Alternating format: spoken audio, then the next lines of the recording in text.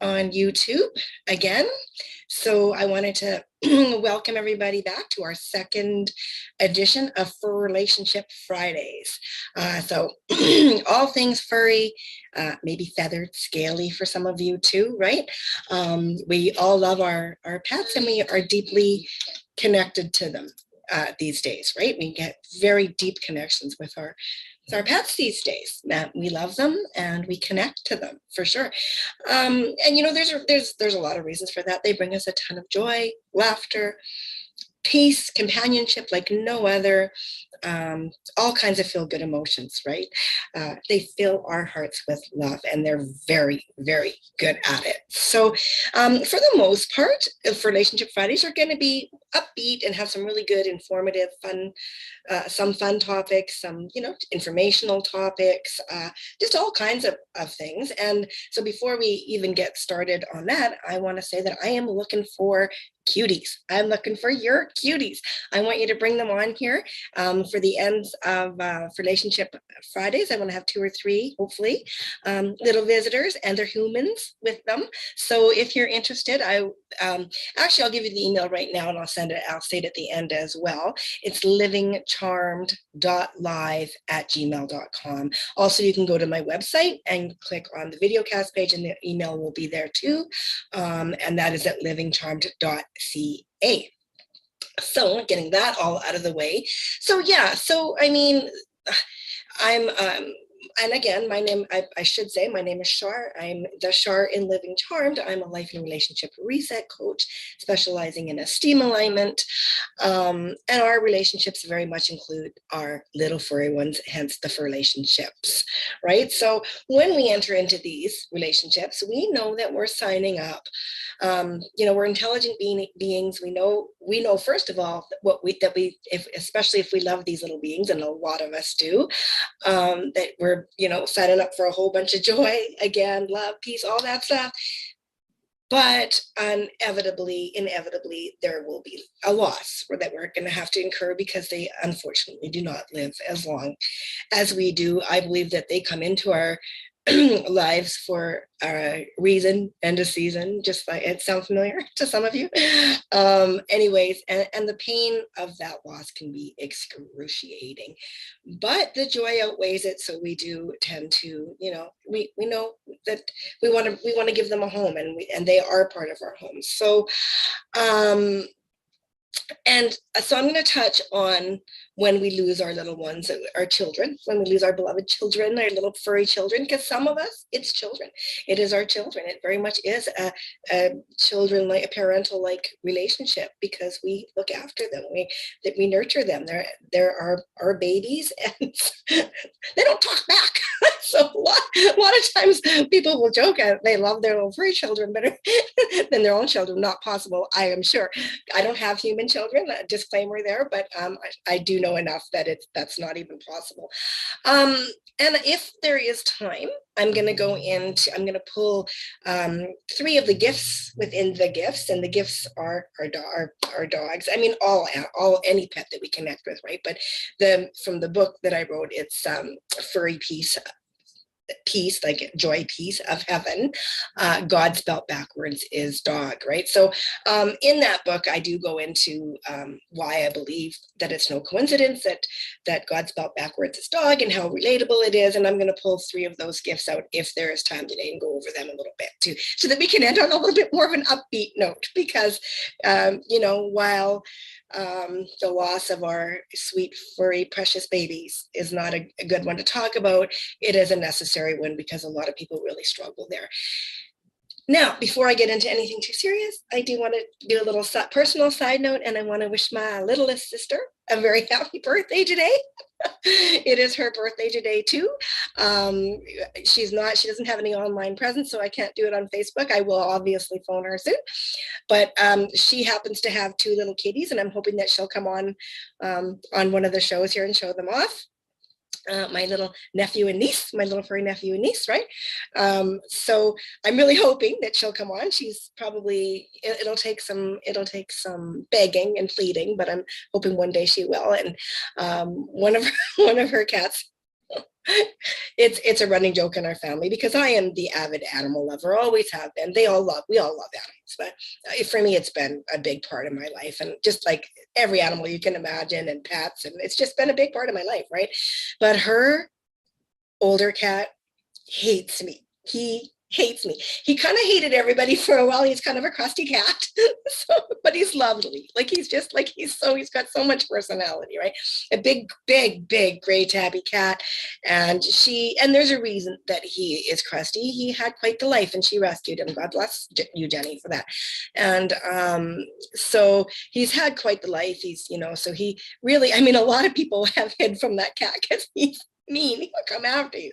Well, he kind of mellowed out, but not with me. And it's so funny because I'm an animal lover, and this cat, as soon as I speak, he's like, and like he'll come out of a room and just come after me, right? So, anyways, happy birthday, Jenny. Enjoy your kitties, and I hope that you'll come on soon. So, getting back to the show, right? So we're going to talk about the grief that comes with the loss of our furry little ones, and maybe some steps that you can maybe start taking to get past it. I know it's difficult. Some people get stuck in this stage of grief, and it's not fun. So a little bit about me, speaking of my book. So my first book revolves mostly around my little girl, Lexus. I had her for 16 wonderful years, Jack Russell Terrier, and she just was my life, my joy, everything. And of course, when I lost her, it was quite the struggle. I fought probably harder to keep her here than I should have. And, we all do that, right? We're in denial. It's part of the grief thing, the grief that comes with that. But just after losing her, I think I said in one of my last episodes that I had a bit of almost a counter, an awakening, right? And I just realized that in that light was God, and God's Bat versus Dog, and hence the book, right? So I also was hit with a series, fast and furious series of messages and signs over a 72-hour period. Some of you might be going, oh, really? But nope, it was there. I'm here to tell you. And that's in my book as well. So it was, I had this strength and grace that came upon me about 24 hours after. I grieved. I still grieved a lot. Of course I was grieving, but it was different than I thought it would be. When it first happened, there was a very numb sadness, and I was confused and all that stuff. But there was almost a supernatural strength that came over me, and it was just crazy. And then 3 months later, we were sent Titus, this beautiful little gift, and I do believe that Lexus was all over it. He filled our hearts with so much joy. He had the sweetest spirit, just the loveliest little pup, and especially for a Jack Russell. And I'm no stranger to grief. I've had lots of losses. There's an extensive chapter of grief in this book, in the book I'm writing. But at 1.5 years, he one Friday morning, he started throwing up, and I'm like, wow, this is too much. We're going to take him in. And over the course of the weekend, it seemed to be okay. And then on Monday, he was just still not right. This is really a long story. To cut it short, by the Thursday, we lost him, and it was devastating because he was still a puppy in our eyes, and it almost took me out. And it was bad. I went to some very dark places. I got stuck there for a while. It was a way different type of grieving than it was with Lexus. It was a young, happy-go-lucky, full of life little dog, and then not here anymore, and all kinds of questions, as you can imagine. Why, the whys that we all have, and then the bargaining, the what if this and what if that, all kinds of things. So I am no stranger to what it feels like when you lose your little ones. I understand. I can relate to you. Every kind of emotion that you've gone through, I'm pretty sure I could check that, right? So it's very difficult when we lose our little ones. And so why would that be, right? Well, for one thing, the bonding connection that we have with our furry little creatures these days has evolved over the years, right? They're in our homes, all kinds of animals too, right? Like not just dogs, but lizards, parrots, birds, bunnies, everything. You can bond with any animal. The bond is there and the connection is there and the love is felt. There's a connection, just that simple. And we connect on a deep level with them. We feel it, that you can feel those love endorphins there, right? It's just, and it feels reciprocal. And I believe in a lot of cases that it really is reciprocal. I truly do. They have a pure and innocent spirit, a childlike spirit. So even when they're like, if they live to like 18, 20 for dog and cats, right? 22, 25, even when they live to that age, which is a great age for them, we still feel like we've lost a baby. It's a baby. It's a pure innocent spirit in there. So it really hurts us and it catches us off guard because a lot of people are like, I don't understand why this hurts so much, but it's a deep pain and very valid. If you have a friend that's suffering from a pet loss, please do honor that because they are hurting. They depend on us. They depend on us. So, we feel lost when they're gone a lot of times because they, a lot of times too, when they were seniors, we're doing so much for them. When they've got routines, we've got routines. There's so much with Lexus. It was a 24/7 thing for 81 days, right? And there's like a significance to that 81, which is in my book. But yeah, so I mean, I felt lost and I felt relieved in a way because I didn't have to do so much. And then you feel guilty, right? Grief is a sneaky creature, let me tell you. And we depend on them. We come home and we get that instant hit of joy. They come running to us. We are their lives. It's quite clear that we are their lives. We are everything to them, and it's clear, and they make it apparent. If all humans could be like that, wow, what a life, what a world this would be, right?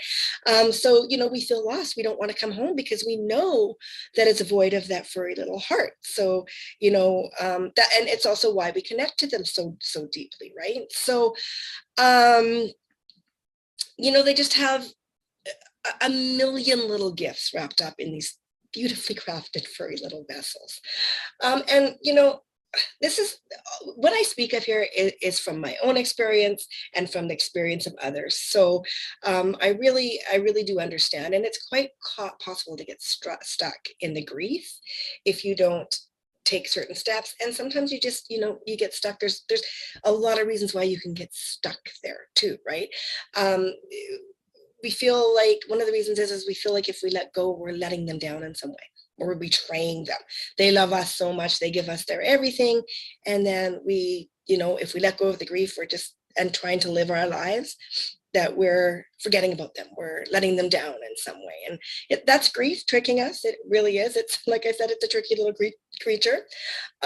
Sometimes if our own life and relationships aren't quite optimal, we'll stay stuck in the grief of them because it's somewhere that we can go where we can be unhappy and there's a valid reason for it, right? It's kind of like a transference thing, right? You're still definitely feeling the loss of your baby, right? You definitely are, but there's other things that are amiss too that you're just not dealing with. That can be just another reason for staying stuck in the grieving process, right? The other thing, it goes along with the first one, is how can we be happy when they're not happy anymore? Their little happy bodies aren't there wagging their tails or purring on us and all, and just being happy and alive, and we're living and we feel guilty, right? It's just another way of guilt. Avoidance, right?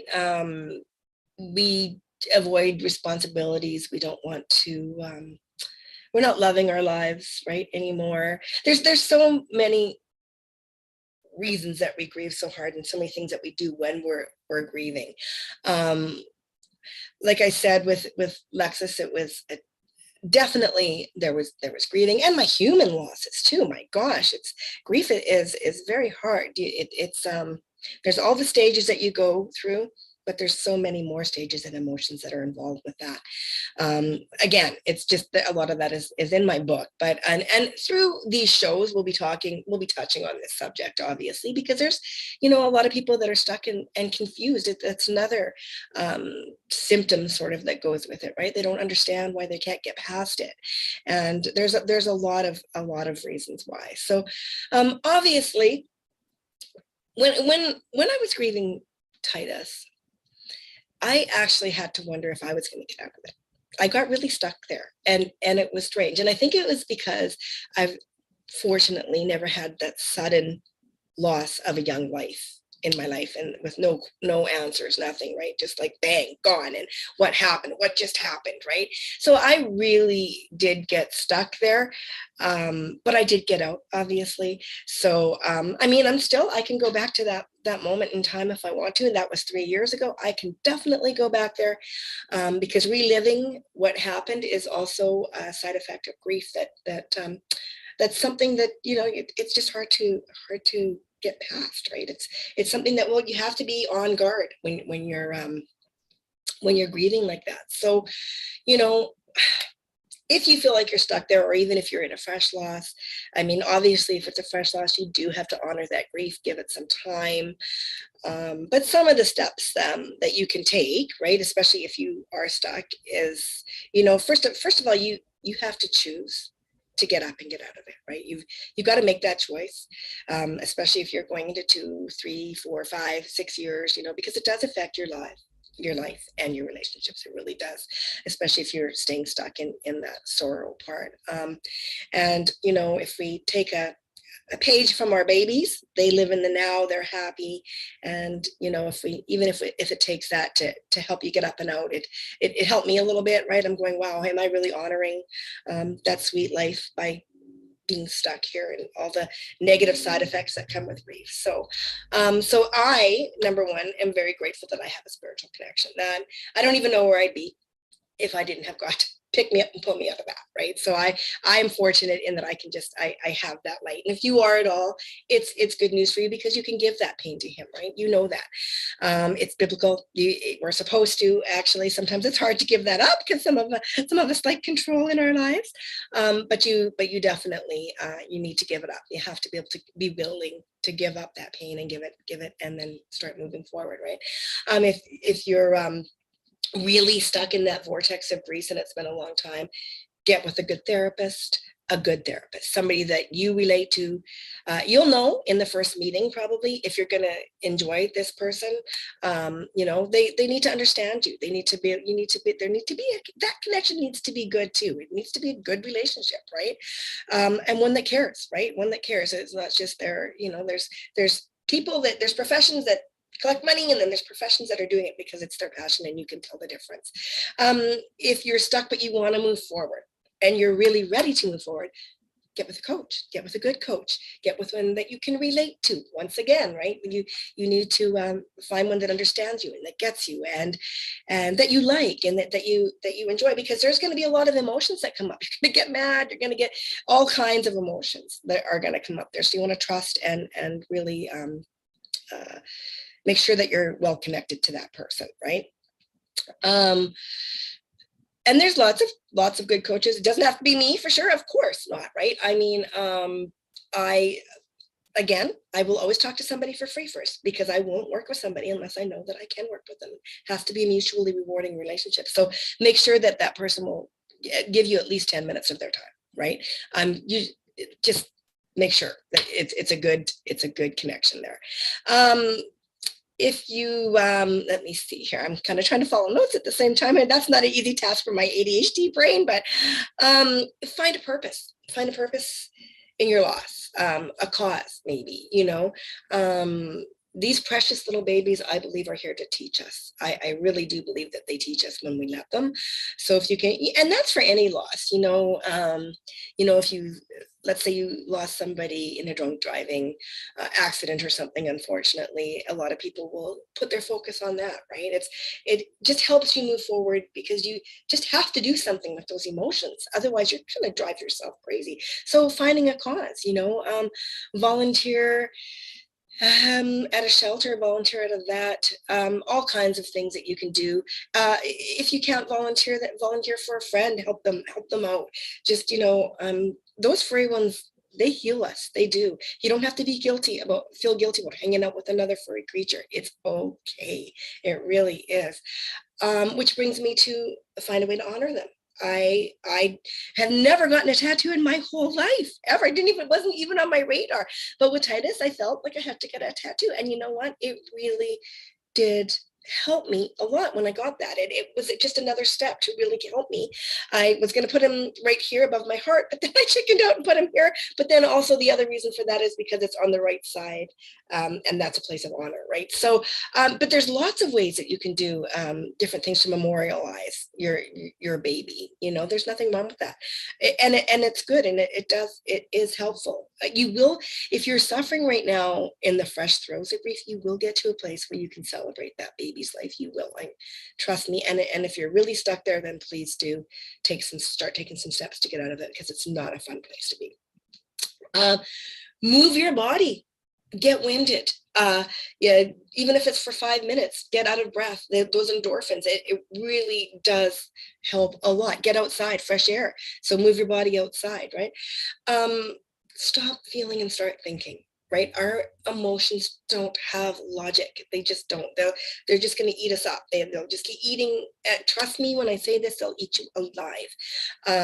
A lot of people get stuck in a negative place because they've let a loss, doesn't have to be pet, but a loss or a circumstance in life just keep them in a bitter place. We're supposed to grow through our life experiences that are difficult and get better, not stay bitter, right? It's just not a good place to be at all.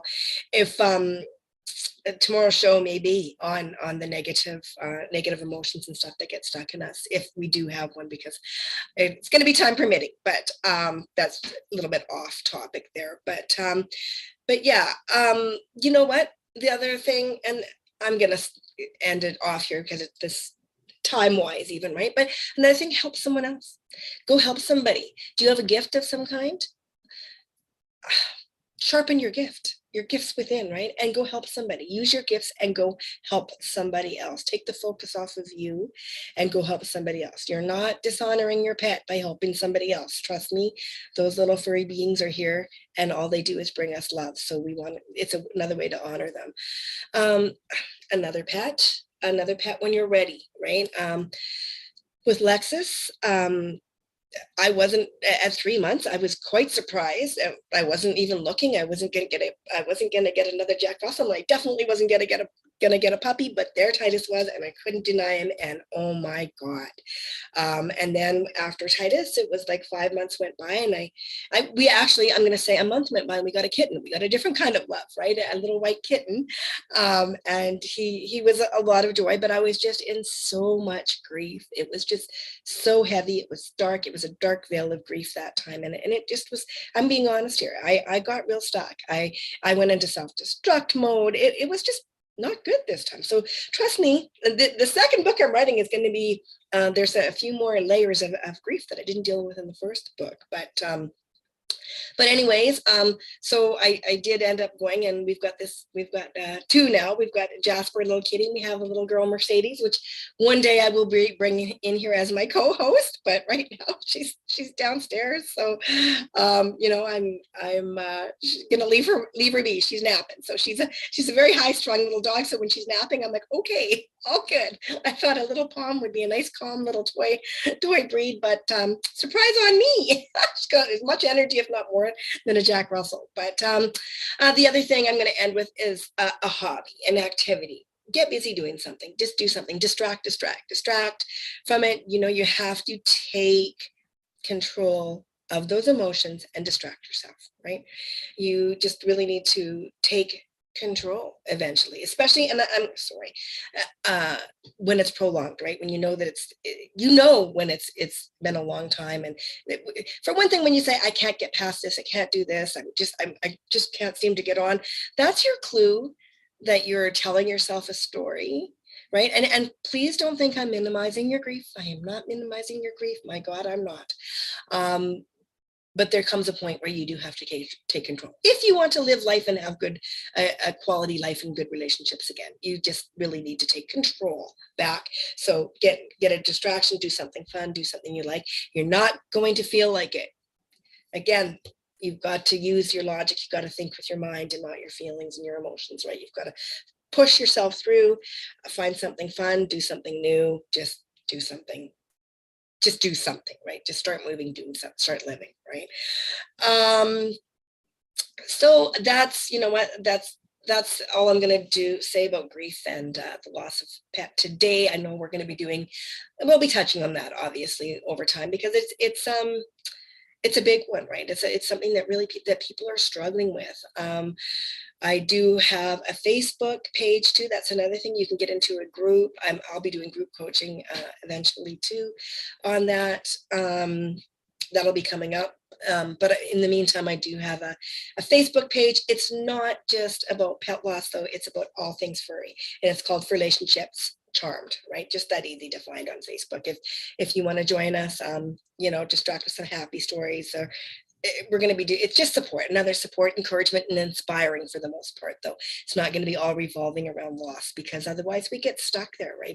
There's a lot of support pages that revolve around pet loss, but what happens is you're seeing this loss and you're going to these dark places, and it's really hard to climb up and out when you keep seeing it over and over again.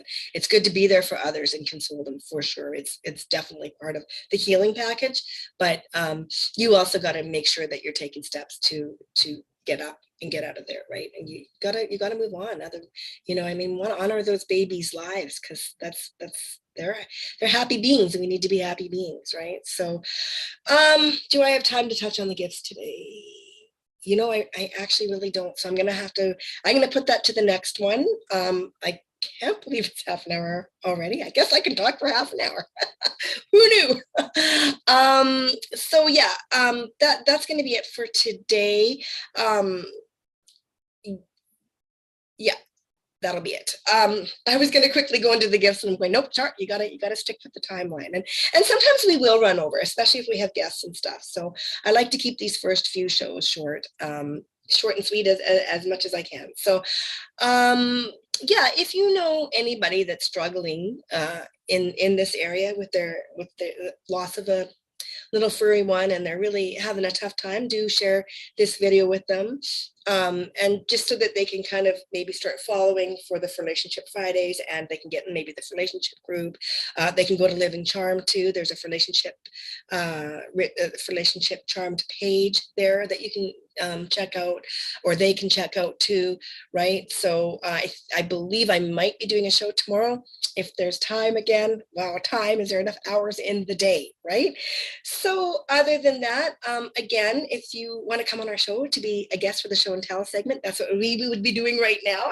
And I'm excited for that. Trust me, I can't wait to meet your babies and the humans, you humans that come with them, for sure, of course. So please do email livingcharmed.live@gmail.com to become to get on the list to be on this show. And the next show is going to be March 3rd. It's going to be on odd dates. Furlatonship Fridays will be on odd dates, odd Fridays, right? So yeah, I'm hoping that we can maybe have a guest or two by the next time we're on. So other than that, have a great day. Hug those little furry babies for me, and I'll see you next time.